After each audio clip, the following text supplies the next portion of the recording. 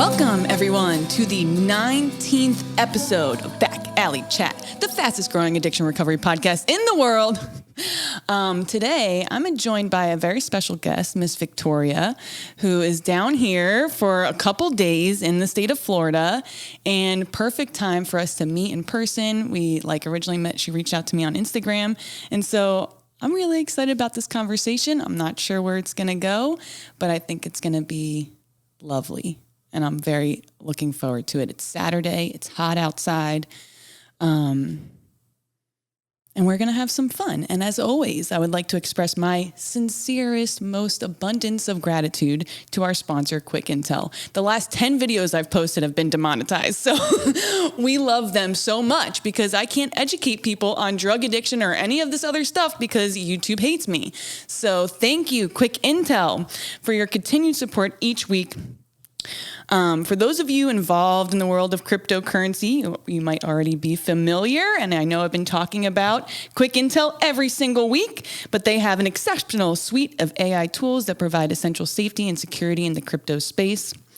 But I want to go over again how to use Dex Tools and Quick Intel. So Dex Tools, like I've talked about before, is basically a crypto chart where you can see if things are going up or down, and you can look at new crypto, and it has all the tools on there. But one of the best tools Dex Tools has ever put on their site is probably Quick Intel. So what you can do if you're looking at a new coin, there's a lot of influencers who like to shill these coins, right? There was boob coin and sex coin and all Doge and all these things, right? But you want to feel secure if you're buying one of these cryptos. So what you need to do is go to Dex Tools and you need to click on the Quick Intel link. They're going to scan the contract and let you know of anything weird in that contract. Are they scamming you? Do they have a honeypot? Did they take a bunch of money before they released it to you all? You need to know these things before putting your hard-earned money into the crypto industry. So, detect scams before they happen to you. Visit quickintel.io today. Show them some love. Twitter, Instagram. I love you guys so much. Thank you. Hi, Victoria. Hi. Thank you so much for having me. Yeah, I'm so excited. You're so sweet. Thank you. I can't. So you have to tell me, how did this sweet person, how did you grow up? And how, just knowing that, how old are you? I'm 20. You're 20. Yeah, I'll be 21 September 11th. Wow. Yep. That's such a common birthday. 9/11? Yeah. I know, it's sad. It's horrible. It's terrible. I was the year after, so my mom, she was mad. Because I was supposed to come out on the 7th. Yeah. And so you were born in 2002? Yeah, so the year after, almost she was pissed. 2002. I didn't even know people were adults born in 2002 yet. I am a baby. Wow. Oh my gosh. So that's interesting. So, all right, you're 20 and you're down here right now with who are you down here with? My boyfriend and my younger sister who I raised. Yeah. So, and you've been with your younger sister since she was born? Yep. Tell me how that happened. I was 8, and me and my grandma, we lived together my whole life. And my mom, she was heavy into addiction, and my sister's father. So we have different dads. Okay. My dad passed when I was about 3. Oh, wow. But my sister's dad, he's still alive. I think he lives in a different state. But when she was 4 weeks old, she was diagnosed with colic. So she was just crying all the time. It was heavy. So we took care of her primarily, and her dad was like, I'm done. My mom was done. And since then I've had her. It's been kind of rocky, Yeah. Well, I mean, you were 8 at the time, right? We grew up together. Yeah. It's like when people meet me or my friends, they know that's my kid. That's my daughter. Right. Yeah. So it can be difficult trying to travel. I've had to do school from home. I'm on my bachelor's, and that was kind of hard, I missed out. Oh, I can't imagine. The other day I was babysitting, which I never do, right? And for Gianna, one of my best friends, Christina's daughter, she's 8, she's a great kid. Mm-hmm. But I was like, I have homework to do or whatever. She was like, she'll be fine. I was like, okay. And she came and it was okay, but I was like, wow, do you need to feed them and they need to watch TV and she needed to take her shower. And she was so good. Yeah. But I was just like, how do people do this? For their, really raise children and go to school and work and do all these things. It's a lot. It's so much. Wow. But it's structure. Yeah. It's peace at the same time. Because I missed out a lot on partying. My friends are now, are 29, a teacher, 27, a mom of 2 and married. My other one is, hard-driven student, long relationship. None of them get drunk. They don't none of them do that. So it's nice. Yeah. It's just easy. I know I have responsibility, so I look for responsibility in other people. And you are who you surround yourself with, Yeah. right? Like, I remember one of my first big interviews I ever had, someone gave me this advice. They're like, your interviewer should be able to interview your 5 closest friends and choose you, right? Because those people represent who you are too. So so you were a bad kid or a good kid, or what was going on there? I was just, I don't know. I wanted an outlet, but I didn't want to be loud. So I would, like, when I was 12, smoke weed, go after school. And I tell my grandma this now. She's like, don't tell me that. You didn't do that. I'm like, yeah, I did. How old's grandma? Grandma must be young. She's 73. Oh my gosh. She's amazing. I mean, she gardens every day. Right now, she's probably at the gym. Like, she's very healthy. That's great. Yeah. Oh, it's just grandma. been us, and she worked at NASA a long time. So really, yeah. What did she do for NASA? She was a library computer programmer. I don't know what that does. I don't know. It's pretty cool. I used to go all the time. It was cool. Really? Yeah. Wow.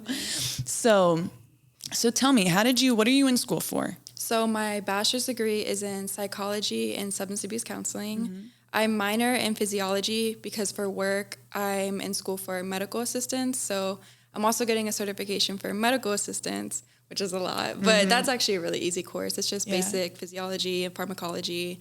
And then I do my externship at my own job. So it's nothing. I get paid for school. That's cool. You work at a hospital, right? It's an urgent care. Urgent care? Okay. I see a lot. I've seen overdoses too there. I've seen heart attacks. I saw a heat stroke 3 days ago. Wow. Yeah, he was stiff and Really? seizing. Yeah, it was bad. Was he like a homeless person? No, he was just working in the heat. Oh, wow. And he didn't speak any English. Oh, my gosh. So we're in the room, like, trying to use Translate, like, stick your tongue out. And nothing. Oh, man. Yeah, we see a lot. So what made you go to school for what you're going to school for? I think it's just healing something, like healing that part of myself. And I love structure. So And both your hand in parents hand. struggled with addiction? Yeah, my dad overdosed when I was 3. So he was about 6'6" and 300 pounds. Wow. So when he overdosed, he took Vicodin and injected it, but then had a heart attack. So it was combined, But I was 3, so I don't really remember. I have core memories of him. I spent a majority of my childhood in New York with him, like back and forth. And when he passed at 3, I was still there up until about 10, 12. But yeah, it sucked. Like, it sucked growing up without my dad. Yeah. And my mom, she didn't have like boyfriends really. No? No, I mean, she had my sister's dad, but she was incarcerated too. So For a long time? yeah. Yeah. The first time she got incarcerated, I was 2 years old. And it was federal prison for arms dealing and some distribution. Damn, mama. She was in prison with Martha Stewart. And Really? Camp Cupcake. Yeah, I mean, she was Really? and she was proud. Like, she felt like I bet. her and her long-term boyfriend, he's still around. I call him my stepdad, but they were like Bonnie and Clyde. He got 15 years, she got 4 in federal prison. Yep. Arms dealing. Yeah. Damn, bro. Shit's popping. So when she got out, what was that like? Because you were, I was 6. Yep, Okay. I was 6. She had my sister immediately, met my sister's dad at AA. Okay. And so she was trying to do the right thing? Yeah, she was trying to do the right thing. They both got into heroin heavy, though. Like, heroin was just my sister's dad's thing. My mom, it was like crack and stuff she really was exposed to. Heroin, I felt like, was difficult to find sometimes where I live, but crack was very easy. So she tried to do the right thing, but it was just too hard. So, you get caught stealing, so she went away. My sister's growing up, and you can kind of see it in her behavior. Like, I was quiet, but my sister, she was crying all the time or throwing tantrums. And I think that was very isolating. Like, my friends, I didn't want them to come over, They kind of knew, but my boyfriend now, we met in middle school, and he's like, I had no idea. We haven't been together long, but he's like, I had no idea you were going through all this. And I was like, oh my gosh. Yeah, I don't know. It was kind of, I don't want to say embarrassing because it's not. It's really not. Yeah. But when you're in middle school, it is because kids are so mean. So it can be scary to be vulnerable, like especially at that age with those kind of people around, Yeah, I don't think I really like talked to my friends when I was growing up about how fucked up my household was. I was like, yeah, I'm gonna just keep this shit to myself. Yeah. You know, obviously, like, especially other parents can see, like, if you're making friends in middle school, I think like other parents have a good idea. And for me, they always try to take me out with them and you know, so I was always that kid going with that family to some vacation. And they knew, like, they always knew. Right, and they feel bad. And so, it sucks. Yeah. It sucks. And my mom, you know, she passed a few weeks ago. I know, girl. It sucks so bad. But what happened? It's just, my boyfriend and I moved her into a halfway house 6 weeks ago. Oh, wow. And he looked at me, he was like, this is it. Like, it's going to be it. Like, she's going to do great. And I was like, his name's Angel. I was like, Angel, I don't know. Like, I don't know. I hope. Yeah. And he's like, I know. I was like, I just hope, but I don't know. And then I was in the Bronx, New York on vacation, and I got home and got the call, like, from the detective. And I think that really changed my perspective on death. Like, just, you know, it was a overdose with another man. So, and it was, like, laced with fentanyl. Fentanyl, yeah. So, of course, it's just so sad. Like, I'm so sorry. It's okay. I think it's just time to really focus. And I haven't felt any self-destruction. You know, like, people get like that. But I thought about it, and it was like, I'm used to my mom not being around. When you have people in active addiction, you don't hear from them. And I used to tell, like, my friends and family, it's so hard when you get a phone call and then you don't for a week. And that's exactly what happened. And I don't have to go through that. So it's a weird feeling. It's a very weird feeling. Yeah. And she's not struggling anymore, because I'm sure it's a constant fight, a battle within and on the outside with your family and law and everything. It's just it's a constant battle. But so had she ever gotten sober before for any long period of time? I would say 4 years was the longest. Oh, wow. That's a really long time. That was when I was 14 to 17 or 13 to 17. That was awesome. Yeah. So you got to spend good time with her and make some memories and She stuff. was my best friend. Yeah. She was just, like, again, opposite of me, social. My dad was so quiet. He was an artist. Like, he was a gentle giant. He didn't want to mess with anybody, but of course he had drug issues. I have this book that he wrote. He was here in Pompano. That's where they met at recovery. Or he was in treatment, she was in treatment. But it was this book he wrote, and it had everything he did from age 13 to 20 when he was here at 20. And it was like 13, what he was using, H/D, which is alcohol and drugs. He would write what he did. And I was just like, I was reading it at like 16. I was like, I have a chance. Like, I haven't done any of this. Yeah. Like, maybe a little bit, you know, like experimenting, smoking weed, you know. Sure. But I'm okay, because I was so scared growing up that I'm going to be like my mom. I don't know if a lot of people have those thoughts. I think they do. But that was so scary. I mean, for me, it's why I never drank. Yeah. Because I was so concerned with, like, being anything like my parent. Like, I know everyone's over me talking the most shit about alcohol, but it scares me because, you know, when you grow up in a household like that, you learn how unpredictable people can be. Yeah. The angry, the sad, the happy, like, just the wave of emotions. It's a roller coaster. Yeah. And so, I was always very aware of that, but I was just like, I'll do other drugs. So it didn't really work out great. But. No. So yeah, just stick with nothing. You know, just stick with, like, whatever you're doing seems like it's going well. Yeah, I don't know. I haven't even, like, I never took, like, medication for anxiety or depression, which I found very interesting for myself too, like how to cope with things without using, like, an outlet, you know? It's very What were some things that you did, especially growing up, to try to... I think just adrenaline. Yeah. Like, I just always wanted to do something. And then I crashed about, like, 17, 18. I was like, I gotta chill. Like, going out all the time. So I got my associates and then transferred to a university to get my bachelor's. And it's been hard, I think. Growing up, like, being 20 now, about to be 21, and now it's like, it's up to me. My future depends on me. Yeah. With all these other, like, crazy factors coming in, like, great to have, you know, a stable relationship, good education, strong household. I'm able to save money. Like, I have a great job full time, but it's just, like, these factors keep coming in. And I think it's all from addiction. And that scares me. But still, I want to work in it. So I want to help people. I feel so much love, like, helping people. Yeah.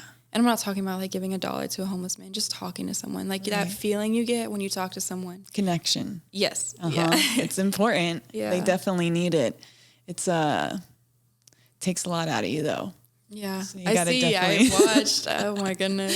You definitely need to, find a way where for me at least, I need some quiet time, like a decent amount of it. I'm so bad at getting back to people because like as soon as I get home, I'm like, all right. Yeah, like I can see gotta that. process the day. Like shit is popping out there, girl. So if you plan on going out there, I'm letting you know now, girl.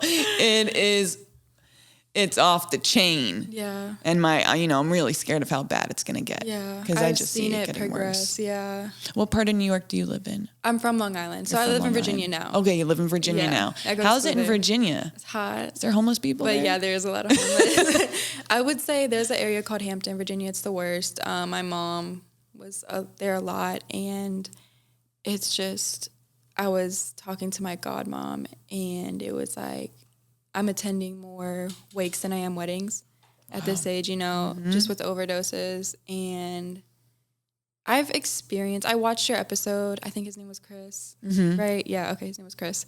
Is he okay now? Is he doing good? Yeah. Okay. He's okay. As you know, a lot of recovery is so up and down, so he was doing okay for a while in Texas, but I'm not sure how he's doing at this moment. But I do talk to his family sometimes. That's awesome. That's beautiful. Yeah. But I saw that episode and you administering Narcan, and it's like, I know that. Like, I know that feeling. I know that feeling of hearing like the death rattle in an overdose. And I don't cry a lot, but I was waterfall. So it's like, I felt like no matter how many times you experience that, it does not matter. It's always that. Like, it's up to you. And everyone's scared. Yeah. But we also have the Good Samaritan Act where I live. Us too. So. And people don't know enough about it, meaning that you can call the cops if something's going on and you can't get in trouble. Like more people need to do that, because as you've seen on the episode, they were like, don't tell them my name. And they were running away from the cops and they didn't want to call, right? Because they were so nervous to get in trouble. Yeah. And that's how, people do get found just laying there because people are too scared to call. It does suck. It does. But, I don't know, girl. it's depressing. What are we going to do? I mean, it's just so weird being on the outside of it, having healed or healing. It's like, I just remember growing up, like, I don't want to be anything like my mom. I want to be like Grace. I want to be love. I want to be intelligent, educated. And you can be all those things, but I still have to work through what's there from all that just pain, like, I don't know. I'm blessed. I would say I'm really girl. blessed. I'd say you are killing it, I just got to keep I think I'll experience grief probably in like a year. You think so? Take a long time like that? Because I'm so used to not talking to her. Right. Like, yeah. Maybe, hey, can I get some money? Or right. Like, I'm outside, and I was just like, I don't. It takes a while for it to sink in that person isn't going to call in a couple of weeks. Yeah. Or, yeah. Whatever. That's how I felt kind of with my friend Kelly. Like when Kelly passed away. And she like looks like my mom. She does. Really? And just how my mom like is so talkative. That's my favorite thing about Kelly. The Victoria Schmitt bro. That's literally my mother. And when she overdosed, that call was what I got. Like the detective called me and I was like, I already know. Yeah. Wow. Like, I know. And he was like, I'm so sorry. She wasn't alone. But I think I just don't want to get those calls ever again. And with work, you are. I think I primarily have questions on like scholarships. Ask me. What scholarships, like what? Is that just from having a relationship with these treatment centers and detox? Okay. You got to offer them something a lot of the time. Okay. You know what I mean? So like, and scholarships are super, but the positive thing is there's a lot more grant money now. Right. Okay. Like, so now my area, the Palm Beach County has grant money so that people can go to private facilities if they don't have health insurance, which is great. That's like amazing. Fucking welcome to the party, guys. Do you Thank guys you have for good showing Medicaid up. here? We have no Medicaid. Florida is not a Medicaid state. Whoa. Yeah. So my mom was in and out of treatment all the time with Medicaid. Yeah, girl, no Medicaid here. You cannot get it for being poor. The only people that get Medicaid are, women that are pregnant or just had their children, and those children, and people on disability. So if you're not that, you're not covered at all. That's incredible. Yeah. Oh my God. So we have a lot of healthcare issues. And we have a lot of scams that go on. So, and this is a scam that I struggle with it because everything there's good and bad. Yeah. Okay. So these people, they come out in the street and they offer like the homeless people $5 to sign up for health insurance, like Florida Blue or Aetna, blah, blah, blah. And the bad part of it is that I'm pretty sure they steal their information. And I don't know what they do with it, right? But like, and I was talking about it on a previous episode, they'll try to change the policy every couple months to get paid again.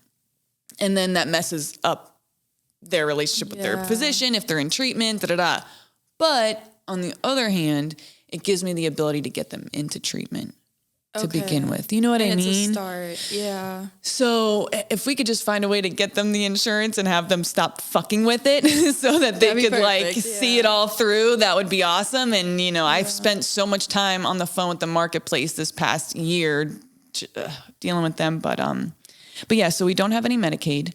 And the scholarships, it's basically like there are, my thing is, why does not a person come down and say, listen, and a lot of our facilities have closed, granted, in the past 5 years. We have lost a ton of sober livings. We've lost a ton of treatment facilities because of a lot of different reasons, because of the Florida Shuffle becoming such a big story. People stop sending their kids down here because they're scared, which you should be scared to send your kid anywhere to rehab because you don't fucking know what's going to happen. I mean, they're adults. They can walk out the door and go missing and in a big city somewhere.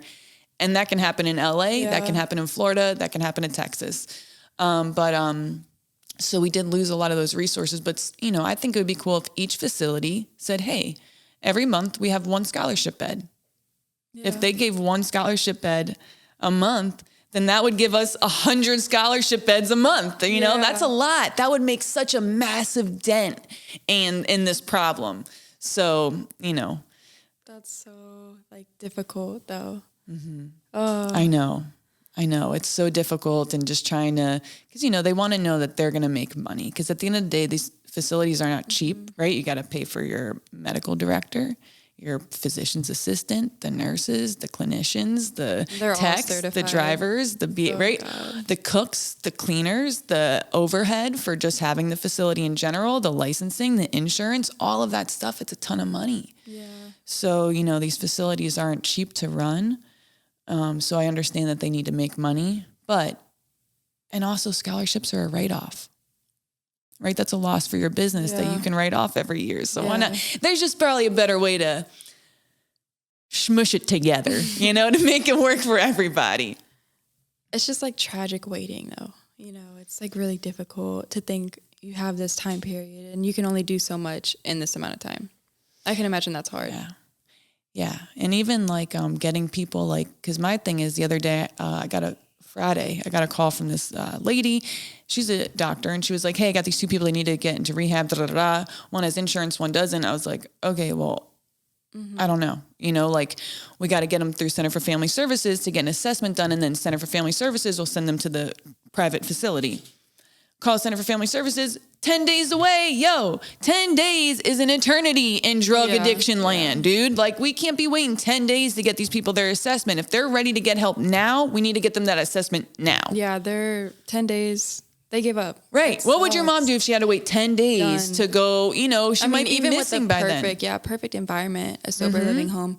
And I saw you did a video on gabapentin. Mm-hmm. Yeah, so initially she called me. I got home from New York and she was like, so I got kicked out to sober living. They found out I was taking gabapentin. And I just, in my head, I was like, yeah, no, that did not happen. Right? A lot of people are on gabapentin, so I'm surprised they'd kick her out just for gabapentin. So 4 days later, that's when I got the call. And I went to the sober living home after, pick up all our stuff, and I was like, what the hell happened? I was like, what happened with the gabapentin? She was like, well, we gave her a form, a behavior form, just hey, please let us know next time. If you're taking anything, we need to see it. Blase. But as soon as I saw your mom outside at night, shuffling through her car, I was like, she told me, I said, I'm going to test you, Tanya. That's my mom's name. And my mom turned around and was like, I'm not going to pass. And then that's the last time anyone saw her. Oh. Yeah, it was so hard. I think She did a lot of like LSD when she was young though. Yeah. Like 13, 14, she told me she tripped every summer, every day. Really? Can you imagine? No. I've never even done that, so I don't know. Bro, But- that's an easy way to go fucking crazy. Yeah, and she every day to she just be was. detached from reality. But it sucked 'cause she was never mean to me. Like that was my friend. Right. She wasn't really angry. She was just like sad. Like she was just like, I really need a friend. Yeah. I was like, I don't know how to be your friend. I always told her, I was like, Mom, I came out the womb, legs crossed, smoking a Newport. As soon as I came into this world, and I was your mom, I was like, I'm my mother's mother. Yeah. And she would laugh at it, but I was serious. Like I really spent a lot of my childhood. But now I'm 17 years ahead, I guess. I'm ready. Ready for the world. I don't know.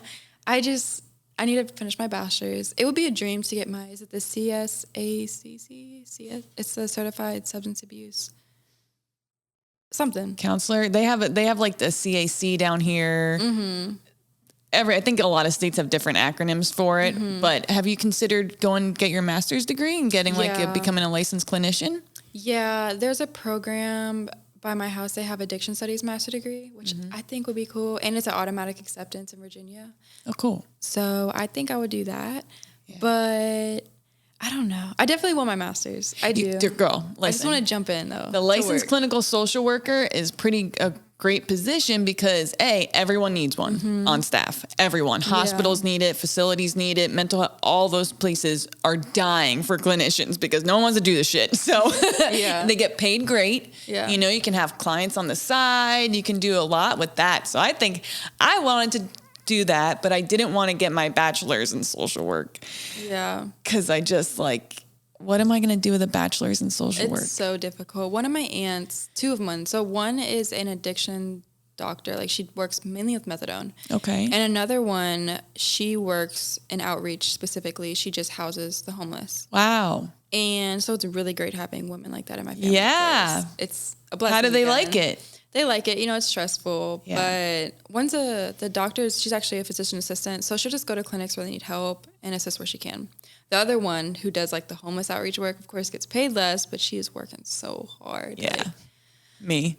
Yeah. And I agree. I think getting my master's would be the best move. And again, I'll be 21. So it just sucked with financial aid because my mom was living. So I've never been adopted. Even though I was raised by my grandma, my mom never put me she always still was my mom because she was living. Right. So my financial aid was based on her income. And she's been in active addiction for the past 4 years. So that was zero. I mean, making money on the streets, that doesn't count. Right. She would rent her car out. I mean, she would do anything. That's just, it was insane. But I knew her income was zero. My financial aid was going to skyrocket. So my entire associates was free. Wow, that's great. As soon as she passed, I was like, damn. Because my bachelor's, I had a really good price on it. Yeah. Because again, they see my income is zero. Technically, I'm under 24. Right. No. So I got to figure something out. Really? Yeah, it sucks. But there's scholarships. There are. And I'm good for fall. I already paid that. So it's just, I have 3 more semesters. And then student loans suck too. I know. Student loans. I know. I just want it to be educated. I don't want it to be hard. I don't want to get a student loan. I was on my way here. I was thinking about how college is really nowadays, it's a privilege. Yeah. You know, higher education is such a privilege because it is so expensive. Yep. I think the price of tuition has rose, I don't know, it's hundreds of percentages just in 10, 20 years. Yeah. As with everything to be an adult. And I was telling this young lady, I had this young lady come into my office on Friday and, she kind of is in a similar situation to you. Mm-hmm. Both of her parents have severe substance use issues. She's taking care of her little sisters, but she's in kidney failure. So she has to go get dialysis and she's only 25, get dialysis 3 times a week. And then her sister was whatever. It was this whole thing. And she's just trying to find a place that she can afford so she can have her sisters there and raise them and make sure that they're safe.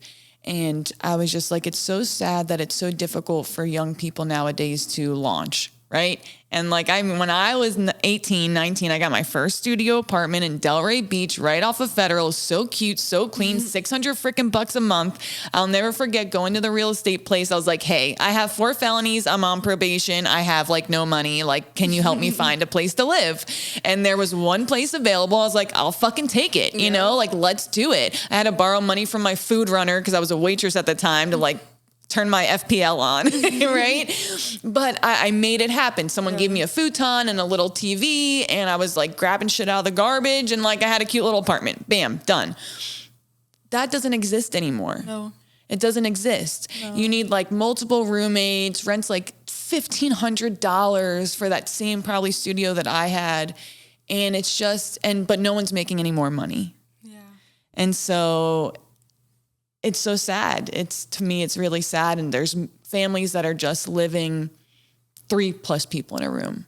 Yeah. Just to survive. And so, I don't know. I hope we get it together to give people those opportunities to thrive. Yeah. It just makes me feel happy. Yeah. That you're where you're at. Yeah. And I was watching a podcast with Joe Rogan and I think his name is Mark Leisha. Mm-hmm. Yeah. And he was like, you could be with an addict 365 days a year, 24 hours a day, you know, every day of the week, and they still might not get sober. Yeah. You could say you have a job interview at this time, you're going to wear this, the car will be here, and you'll still be late or still not go at all or just mess it up. Yeah. So we really are blessed, like, despite shortcomings, to be able to be in a position to help people and not need help. Right. And I think I agree, it's energetically like taxing. Yeah. It's even alone, taking care of my sister is hard. But I think I have to emotionally prepare what it's going to be like in the real world. I'm an adult, but you know, I'm just getting started. Yeah, you're just getting started. So it's going to be interesting I want my own clients. Like, I want to do this. I want to do it. Even if it takes a while, I want to do it. Yeah. I don't know where, but oh, it'll find you. Yeah. I know it. The right thing is going to find you. And you're right. We're so blessed that we had these childhoods. Yeah. And we made it out. Oh my God. Right? Wow. Without like, granted, I'm sure we both have had our issues. Yeah. I made myself a disaster before I even turned 18. I like started myself off on the worst fucking foot imaginable. I'm like, great, fucked, 18 years old, like the moment I'm starting. But to be able to get past all that stuff and just be like, whatever, all this happened, like we got to hit it, right? Yep. Like we got to do the right things, learn, grow, and become the people that we want to be, that maybe we wish we had when we were younger. Yeah. And, you know, because having that lived experience, right, that understanding of addiction and all the things that you went through and that I went through, it gives us like a very special ability to help others. Yeah. And it shouldn't be wasted. No, not at all. You know, just listening alone. I think it's a gift too. Right. Just listening non-judgmentally. Observing. I feel like there's a book, you know, the Red Book, it's alcohol.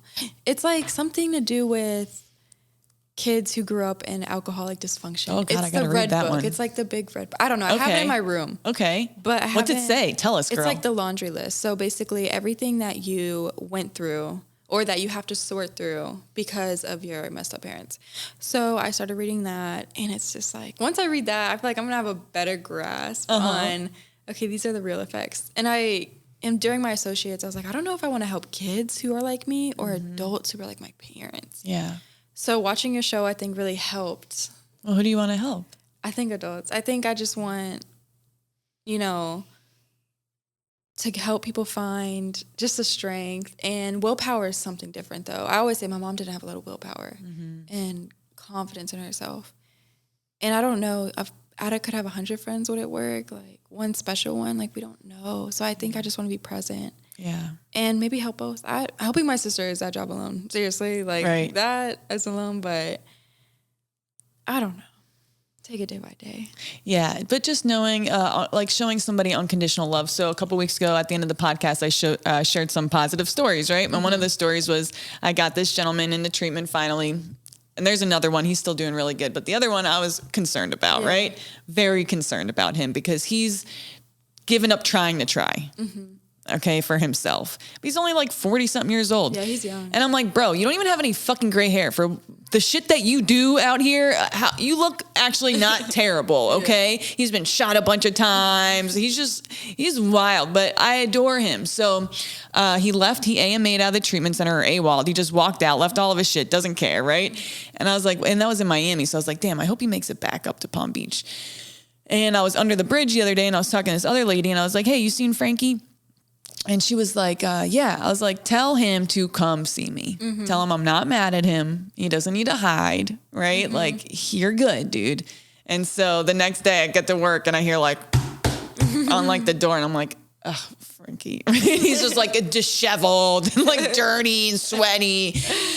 And so I get out of my meeting and I'm like, hey, and he's like, hey, can you get me in the shelter? I said, oh, whoa, I know that I don't have you here right now demanding things from me. And he started laughing. I said, relax. I said, yes. We just talked for a minute, and because that's how he is. He'll come off strong in the beginning because he thinks maybe I'm upset, or, it's just a defense mechanism. So once I break that down and just have a normal conversation with him, he's all smiles and you're looking very pretty today and all that stuff. Can I get some water? Yes. But, just showing him, like, it was just important for me to just show him that, like, hey, it's okay, dude. Yeah. I'm still going to work with you. I'm not going to give up on you. Yeah. You have a lot of grit. Yeah. And people skills and social skills. You have to know how to laugh, and I'm really good at that, I feel like. So I can connect with anybody. Like a fly on the wall. I'm going to talk to it. I think I can do it. So. Yeah. It'll be a good experience. Yeah. I'm excited for you to get out there and start working with these people, and hopefully maybe bring some fresh ideas, which is, I hope, what the young people bring. You guys are your different generations. So maybe you can help fix some of the things that we've all been screwing up this whole time, because, yesterday evening before I left work, I went downtown. Our downtown area is getting a little out of control with people experiencing homelessness, but it's not just that. I talked about this the other day. We have all these bath salts coming back, and I've seen like a major shift in their personalities and just everything. Yeah. And so I'm down there on the Great Lawn, and it's, beautiful day on the Intercoastal, massive yachts, right? And there's like this group of individuals experiencing homelessness sitting around this table, and like there's families trying to walk around. They're just hitting the crack pipe out in the open. And I'm like, bro, what the fuck? Yeah. Like, what the fuck are y'all doing, bitch? Yeah. Like, the fuck? I would never smoke crack in the open. Like, I'm a crackhead, dude. I would never do that. Like, why? There's no decency. Yeah. Like, put an umbrella up. Go under your hoodie. I don't know. Like, don't do it like you're just eating chicken fingers, that ain't, and then these little kids are walking by and they're watching, and it's so hard because you don't want to say bad things about these individuals, because I don't want everyone to hate them or criminalize them, but at the same time, there needs to be some sort of consequences. You're not allowed to do that, right? Yeah. Like your mom, me, I needed those consequences desperately to get better. She did her best in jail. Right. We were the closest in jail. Video calls. I mean, come on. It was like FaceTime. And it's not the solution, but it's like what also is not the solution is to not arrest people at all. Yeah. Or to not have any kind of consequence. Yeah. I think that we need to even out consequences and resources. Have you had clients like try and do like harm reduction? Oh, we preach harm reduction all day. Okay. Like that is like. Yes, but go ahead. No. Well, how do you go about it? Well, we start with offering them things like obviously condoms, clean needles, Narcan, and stuff like that to start with, And then we do try to get them enrolled into like our mental health or outpatient mental health substance use program where, we do like, okay, if they're trying, right? Because it's hard when you're living outside. Yeah.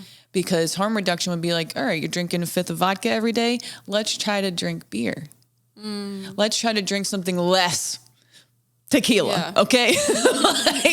Like, let's bring it down a minute. Yeah. Not saying stop drinking entirely. Like, let's just drink less. Yeah. My big thing is do bad things less, or do less bad things, or do them safer, right? So that's kind of the vibe.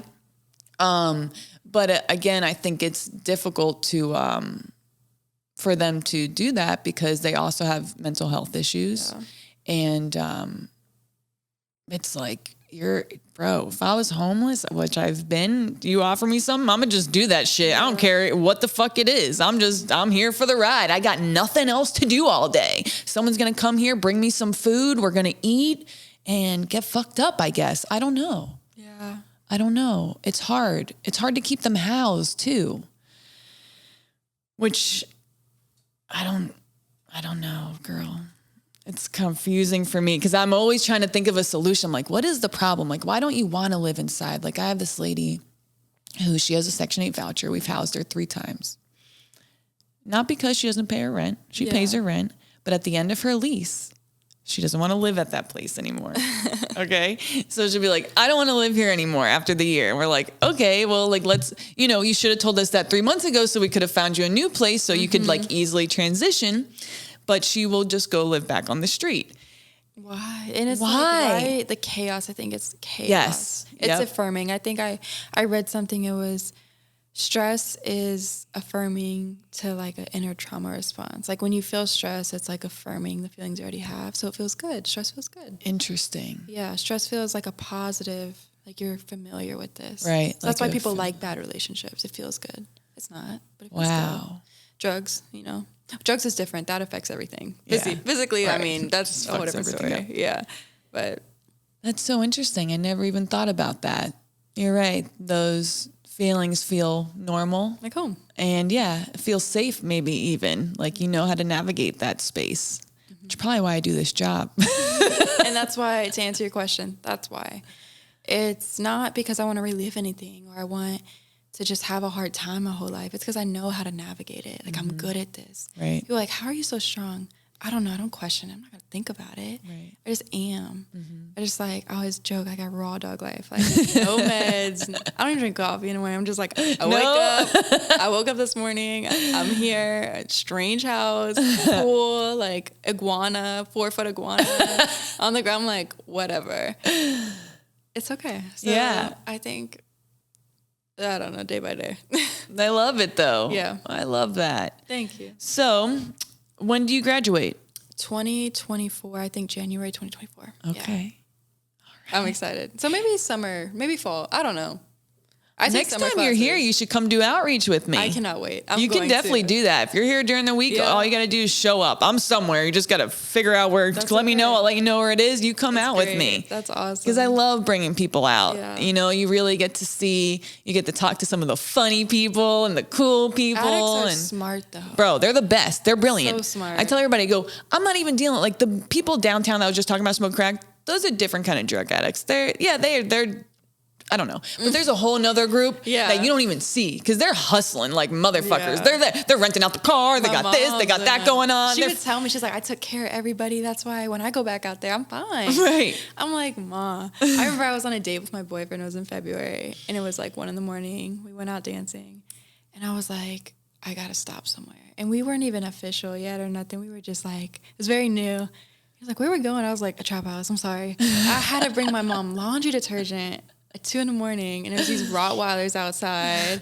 and I'm out there, and he's like, does it bite? And I'm like, all dogs bite. And it's like, it was the things I get people into. Mm-hmm, right.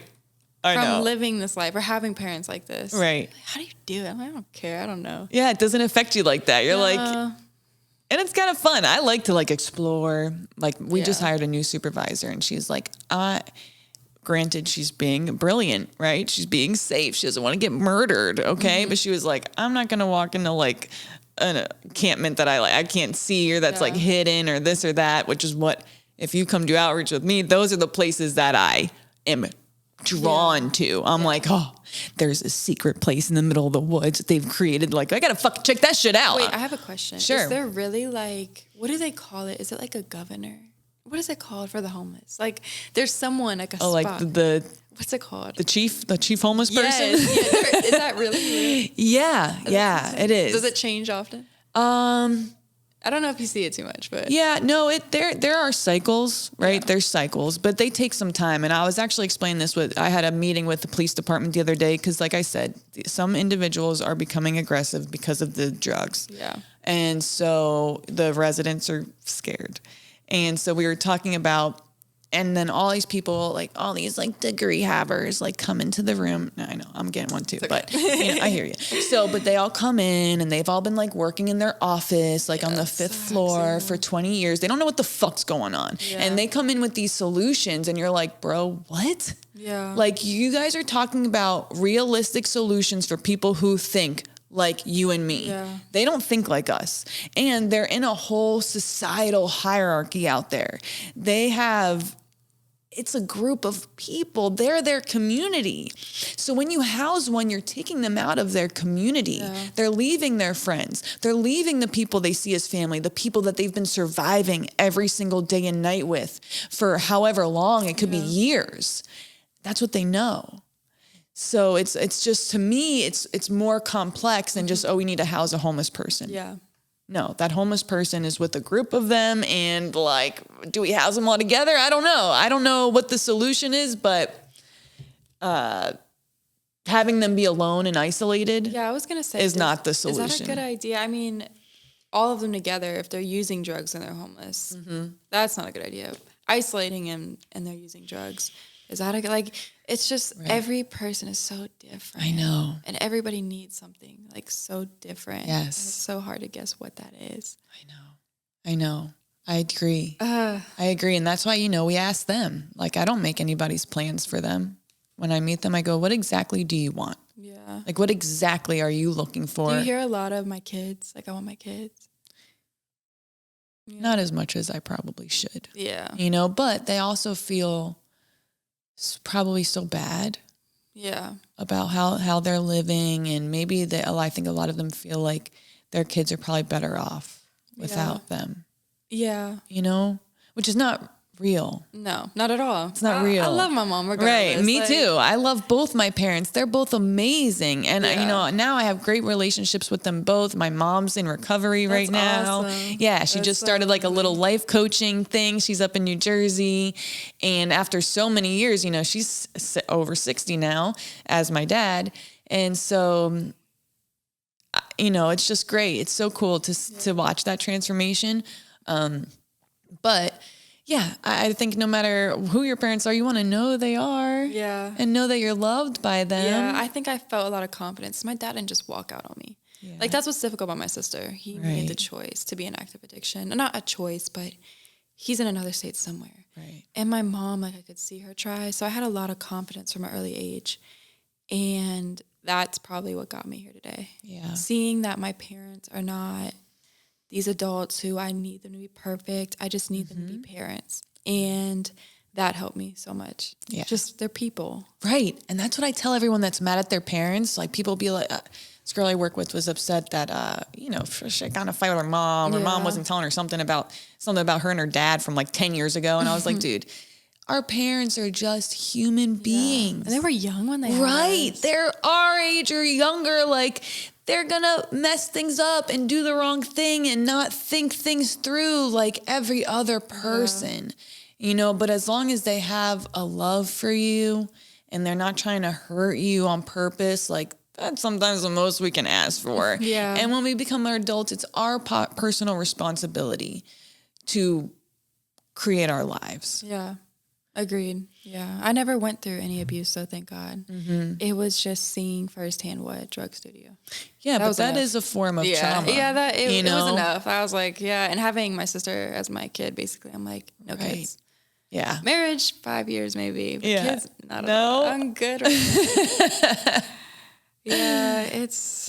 I don't know. It's sad. I was thinking about it with fentanyl. Like, my dad, his overdose was just Vicodin, and he could take Vicodin, and it wasn't like it was laced. He overdosed from something semi-natural. But my mom, like, as time went on, now fentanyl is so bad. Like, you already know, you hear overdose, you think fentanyl.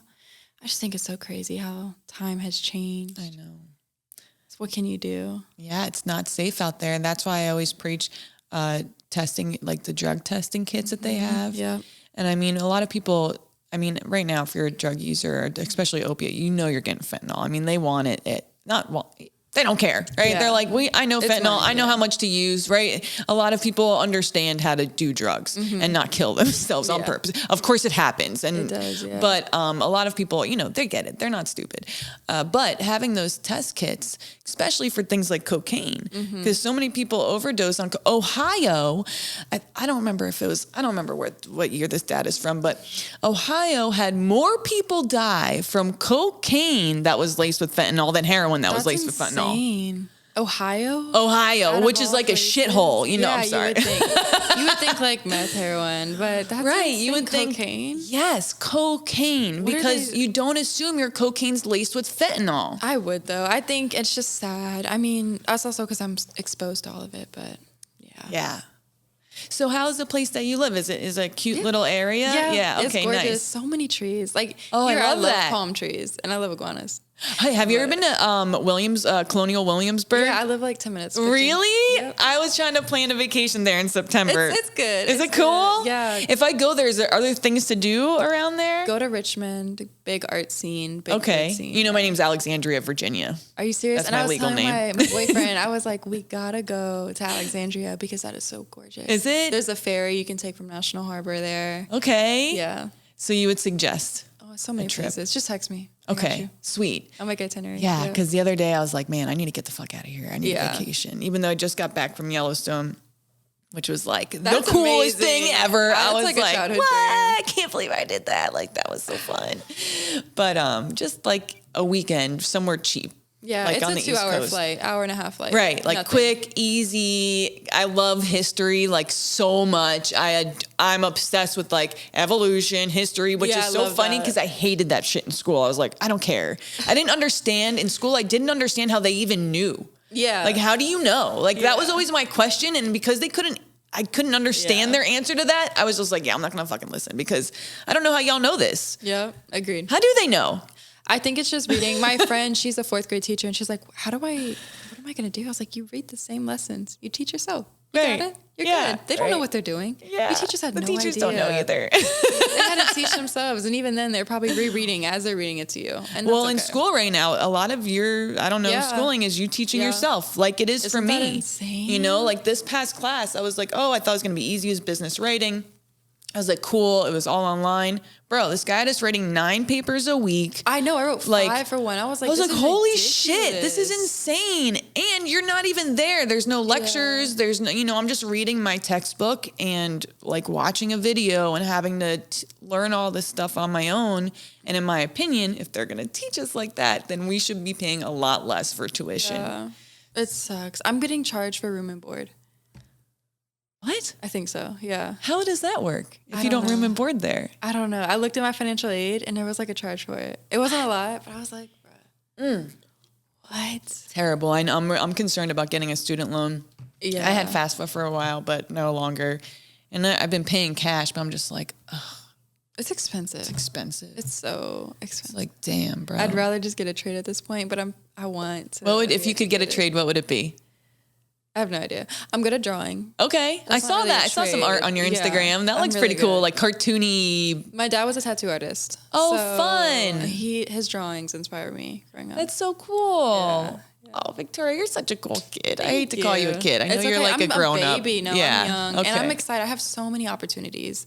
I'm so I got excited time. for you to see where you'll go and all the I things know. that you'll do and how you like it, right? Because Yeah. sometimes we think things are going to be a certain way and we get there, but you just take everything that you learn and keep bringing it with Yeah. you, Like working in treatment, God, after 10 years, I was done. I was like, Yeah. I can't do it like this anymore. I got to I do it know. another I saw way. your emotional side of it, and I thought about maybe working in a methadone clinic for That'd be a couple cool. months just to see. Yeah, but that I've would be been there cool. as a kid. I grew up going Right, there, right. playing in the lobby. Yes. And my thing, especially when I was filming the show, it was like I was dating Blair at the time and he was using heavily, Yeah, I remember that. super heavily. Yeah. And it was like, so trying to deal with that all day and going back home and like dealing with whatever the fuck was going on Yeah, you're there trying to do laundry, you get a phone was call. just like too much. Or he's just like face down in the kitchen or whatever it Yeah. is. Like it was just like too much constantly. Yeah. So I just totally burnt myself out. Like, thank God I can't believe I stayed that long. What an idiot. I don't know what that was. That's how I felt with my mom. Just like, I'm burnt out, getting phone calls. Like, yeah. What do you mean you have a gun to your head? Like, Right. What do you mean? Right. I don't have Cash App. Right. I did. Right. Yeah, me too. Yeah. I'm like, no, I have no money. I don't know what you're talking I'm about. broke. I'm in your Orlando. kid. I can't help you. Right. Like coming up. But yeah, it's just insanity, constant insanity. And you're always, if you're too close to the sphere, you're No always answer pulled in a to. little You're like, bit. are they dead? And Right. what got me, I think. Like, please keep your read receipts on. I just want to know that you're alive. Different phone numbers. Yeah. Yeah, it's a lot, girl. Well, we got it. And your boyfriend, he's good to you. He's a good man. Awesome. Oh, that's and so cool. We're cut from the same cloth. Yeah. He gets it. Yeah. What does he do? So he works in retail at a really nice shoe store. He makes a lot Cool. of money. That's cool. He helps me go on all these trips. Yeah, that sounds great. So he helps me do so much. Yeah. And he's watching the girls right now. I know they're probably giving him hell. They were up at like 10 this morning in the pool. And we're like, come on, please. They love it. Is grandma here with No. you or not? No, she's up. I took her to Clearwater 2 years ago, and she was so like, she was drinking a lot. She had fun, but I couldn't travel. She brought a pear through TSA, and they pulled it out, and she was like, "It's not a bomb," and she's screaming this in TSA in Tampa Airport, and I'm like, "Why are you screaming that?" She's like, "It's a pear. It's fine." I'm like, "No, dude, I'm not doing this again." I love grandma. I got to meet this lady. She seems awesome. She's awesome. It's a pear. It's not a bomb. She brought a huge tube of sunscreen. I'm like, you can't do this. That's Not my again. favorite part from what movie is that? Meet the Fockers. Can't say bomb in a plane. Bomb, bomb, bomb, bomb, bomb, bomb. I think that movie was filmed near my house in Long Island. Really? It was like this long, it was like 10, 15 away. I remember driving past it. So what do you think about the Long Island serial killer before we have to go? I haven't even heard Getting about everyone- it. Oh my God. We got like Bro. 5 minutes. Andrew, how has nobody heard about this? I was just there. Reading about it this morning. Yeah, I was just there. Dude, Merkin people, you gotta look. It's your home. I know, man. There's everybody. I Oh, live there's in the dark. 20,000 women buried on the beach over there. Horrible. Yeah, well, like Wait, which 16 or beach? something. Do you know? Gilgo Beach. Gilgo. I'm Do you know where that is? No. I don't know where it is either. Yeah. We can't do much. We're in South Florida right now.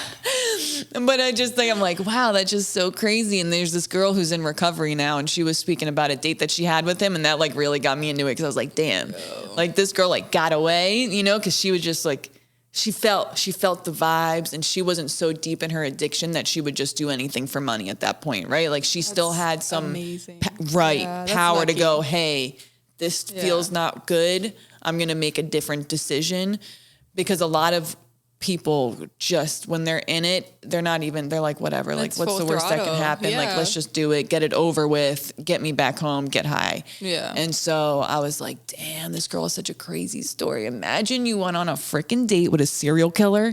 That's how Ted Bundy thinks. People have stories like that. Yeah. They're like, I went on a date with him and I just felt something and I left. Damn. And it was him. You could see it in his eyes. I'm like, I wonder if I would leave. I wonder if I would feel it. I don't know. Me too. Like, would I know, or would I just be like, I have pretty good discernment. I feel like I've never been on a dating app either, so I don't know what that's like. Like, I don't know what it's like to swipe and just hope for the best. no, I've never me done neither. that. And even meeting you today, I was like, told my friend, I was I like, know. all right, I'm going to, this is my location. Like, I don't know, you know, people I are know. crazy. You never know what you're Yeah. going to do. And I've never really met, like, online dating won't do it. Yeah, I need to no. connect to you in person and like grow. And maybe it's like maybe it is a childhood thing, but I need to grow that trust like pretty tremendously before I go, okay, you're a person that I'll hang out with and talk to, because I just don't open up to people like that. It's just not natural I'm to quiet me. Too. Yeah. I can be a conversationalist, but I'm quiet. Same. So it's so great having you Thank here you so today, much. Victoria. Yes. I hope you come back and come on and give us updates on what you're doing, thank you. and would love for you to come out with me. And Yeah, I cannot wait for that. I'm going to try and come back, I would say, in February, March. And thank you, Angel, for being so good to you. It's so nice.